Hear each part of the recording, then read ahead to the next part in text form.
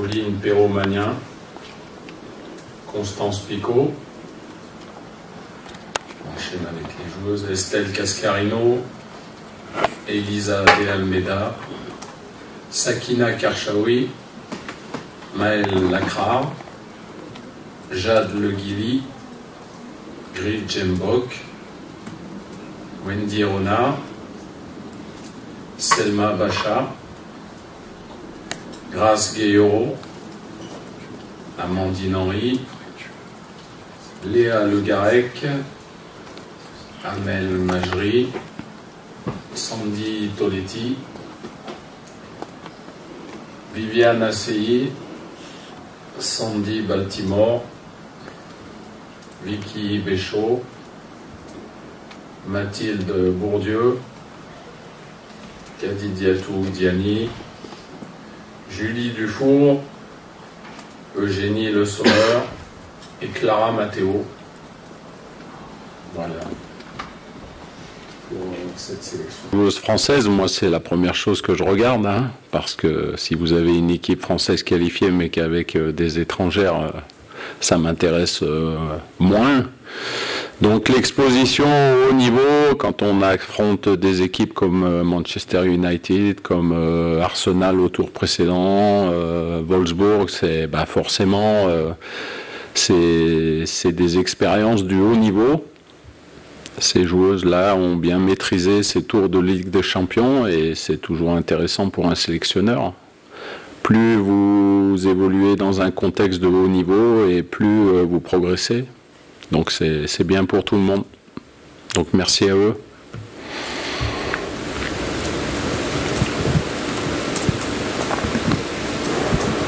Oui, une petite question sur Julie Dufour. Comment on réagit à l'éclosion, une telle éclosion en quelques semaines, une telle explosion aux yeux du grand public? Elle met des buts assez incroyables, elle met beaucoup de buts. Ouais. Voilà, quelles sont ses qualités? Comment vous la décrirez? Est-ce qu'elle vous impressionne tout simplement? Elle était déjà avec nous au dernier rassemblement. Et depuis, déjà elle avait été sélectionnée parce qu'elle avait réalisé de très bons matchs. Elle venait d'arriver dans un nouveau club, elle a su s'adapter au mieux et très vite. Et aujourd'hui, certainement la grande forme de son club, peut-être associée à une sélection avec l'équipe A, on fait que elle surfe à un niveau très très élevé. Maintenant, il va falloir qu'elle le prouve avec l'équipe de France. Mais quand on est capable de le prouver contre les meilleurs clubs européens, il n'y a pas de raison que ça ne fonctionne pas avec l'équipe de France également. Donc, s'il y en a d'autres qui veulent se révéler de la même façon, moi je suis preneur. En tout cas, félicitations à elle. Vous rappelez Maëlle Lacrar qui s'était blessée pendant le mondial. Kenza Dali est aussi blessée, mais on ne connaît pas trop la raison. Je ne sais pas si vous avez du coup des nouvelles de Kenza Dali. Oui, elle est en phase de reprise. Elle a un genou qui ne lui a pas permis de débuter la saison avec son club.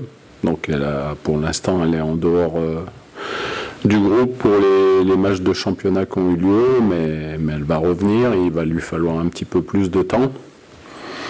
Et on lui souhaite une bonne reprise, un prompt rétablissement et on aura besoin d'elle à l'avenir si bien sûr elle retrouve tous ses moyens. Jonathan pour Instinct Foot. Bonjour Hervé. Bonjour. On voit que vous utilisez à la fois Pauline et Constance. Est-ce qu'on pourrait avoir un classement, une hiérarchie des gardiennes sous peu? Lors du dernier stage, c'est Constance qui a joué les 2 matchs. Donc elle nous a donné satisfaction. Donc aujourd'hui, on peut considérer qu'elle est numéro 1. Après, il faut qu'elle s'impose. On a félicité le Paris Saint-Germain. Moi, j'étais un peu déçu qu'elle soit sur le banc hier soir, mais c'est certainement aussi un turnover dans le club. Mais en tout cas, je compte sur elle. Elle a un très beau potentiel. Il faut qu'elle le démontre encore plus. Mais en tout cas, les 2 confrontations du mois de septembre, elle a été à la hauteur et il n'y a pas de raison qu'elle soit remise en question pour les 2 matchs contre la Norvège.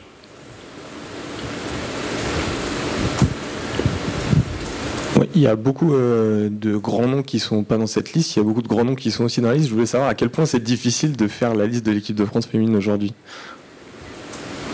C'est pas forcément difficile, il faut avoir une ligne de conduite. Il y a un petit point moins de joueuses aujourd'hui. J'avais l'habitude de prendre 26 joueuses, j'en ai pris que 24. La raison est assez simple, c'est parce que c'est difficile de mettre 3 joueuses ou 2 joueuses en tribune lorsque vous avez des rassemblements assez courts. Elle ne le mérite pas forcément, donc des fois une joueuse comme Eve Périsset, elle pourrait faire partie de cette liste, elle le mériterait, mais elle joue pas avec Chelsea en ce moment, et si jamais je décide qu'elle ne soit pas dans les 23, je vais envoyer Eve dans la tribune, et c'est pas forcément quelque chose qui est très agréable. Donc j'ai préféré ne pas la mettre dans la liste et de composer pour seulement 2 matchs avec les défenseurs qui sont là. Après, il faut garder une ligne de conduite. Je pense que c'est comme ça pour tous les sélectionneurs. On ne peut pas changer du tout au tout à chaque rassemblement. Sauf si vous êtes avec des équipes de jeunes où là, vous dépendez d'autres sélections. Mais nous, je pense qu'on est sur une bonne dynamique. La Coupe du Monde a été bonne. Elle aurait pu être meilleure, mais elle a été bonne. La Ligue des Nations a bien démarré, donc il faut continuer sur cette lignée et puis nous amener tout doucement à bien préparer ce qui sera l'événement le plus important en 2024, les Jeux Olympiques. Justement, Hervé, Gabriel Joly pour France Info Sport. Dans la continuité de cette question, on sait que pour les Jeux Olympiques, ce sera une liste de 18 joueuses. Est-ce que c'est déjà un élément qui est aussi en tête maintenant quand on compose une liste en cette fin d'année? Oui, j'en informe les joueuses. Hein. Avant chaque début de rassemblement, attention, la liste sera réduite pour les Jeux Olympiques. Il y aura forcément des déçus. Il faut que chaque sélection, une sélection, c'est pas quelque chose de normal.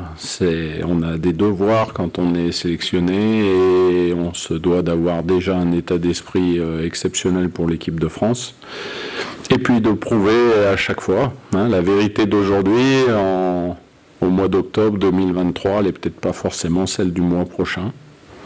Donc il y a une certaine pression, mais c'est ce qui fait l'émulation, c'est ce qui fait progresser tout le monde. Hervé, donc pour un petit mot sur l'adversaire, sur la Norvège, un petit peu. Qu'est-ce que vous pensez un petit peu justement de ces 2 matchs contre la Norvège en Ligue des Nations? C'est des matchs difficiles. On bascule avec un premier match en Norvège, avec une température entre 0 et 6 degrés, je crois. Donc il va falloir bien se préparer à un contexte un peu difficile, contre une bonne équipe qui est 13e mondiale. Quand on est une équipe 13e mondiale au classement FIFA, c'est qu'on a beaucoup de qualité. La Coupe du Monde, ils espéraient peut-être un peu mieux, mais en tout cas, ils se doivent de réagir après avoir perdu au Portugal et avoir fait un match nul à domicile. Donc pour nous, c'est important de garder ce leadership, de garder cette première place jusqu'au bout. C'est l'objectif annoncé. Hein. Il faut qu'on termine premier de ce groupe pour ensuite avoir la chance de jouer les demi-finales de cette première compétition de Ligue des Nations. On parlait du temps de jeu. Que pensez-vous du temps de jeu de Jade Le Guy au Paris Saint-Germain? Est-ce que, par exemple, le fait que Lorena Pfizer joue moins avec le PSG fait aussi le fait qu'elle est absente sur cette liste? C'est important d'avoir du temps de jeu, oui. C'est déjà pour être capable de jouer 2 matchs internationaux comme on va avoir, c'est bien d'être dans le rythme.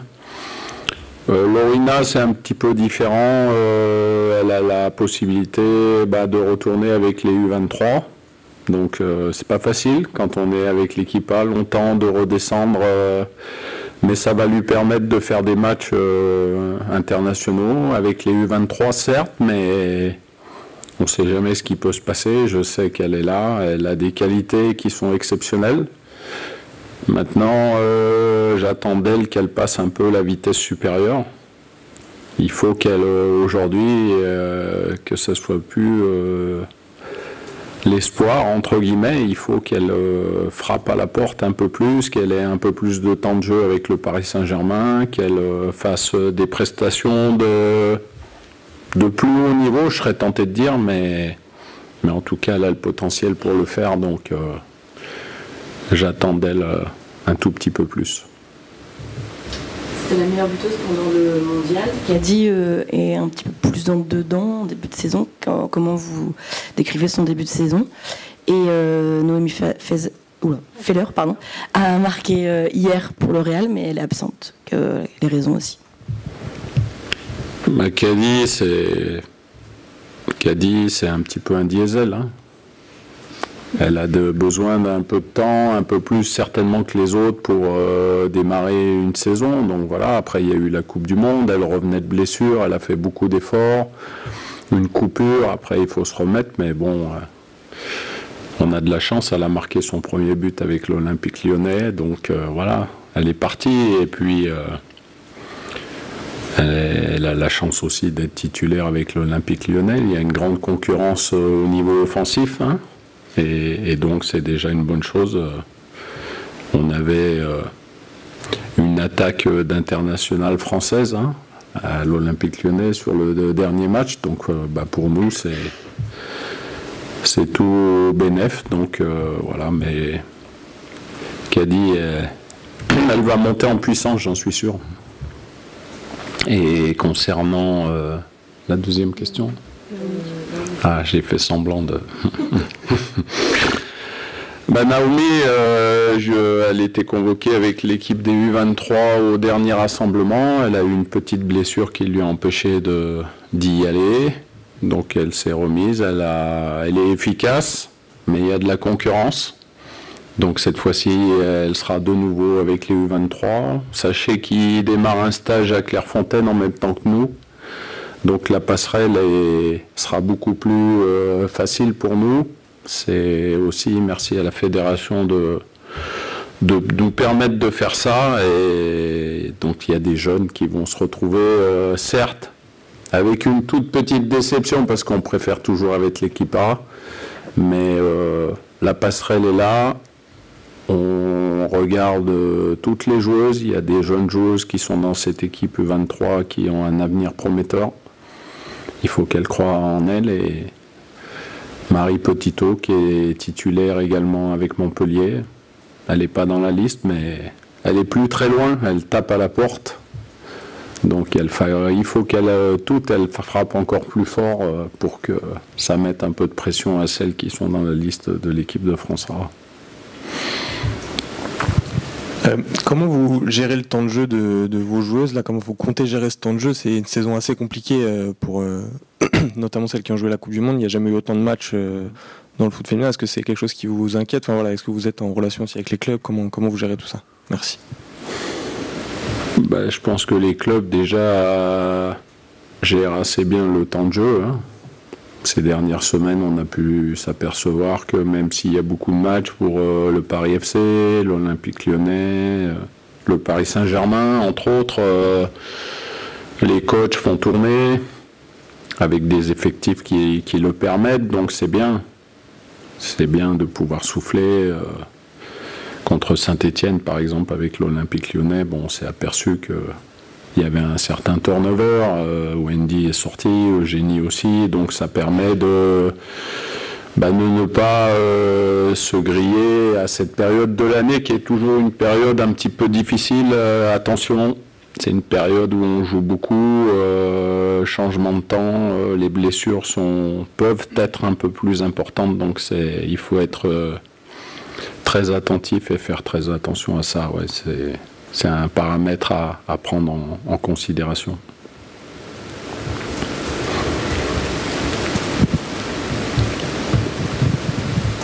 En parlant de blessures, est-ce que vous avez échangé avec Oriane Jean-François récemment? Oui, bien sûr, oui. C'est bien que vous me posiez la question. Déjà, on lui souhaite un prompt rétablissement. Elle va se faire opérer. Donc, ça sera une indisponibilité assez longue.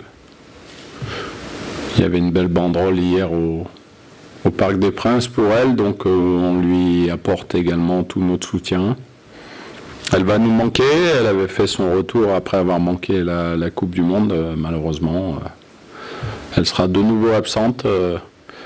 Donc plein de courage à elle et puis on attend qu'elle revienne vite avec nous parce que c'est une jeune joueuse qui est importante pour nous également.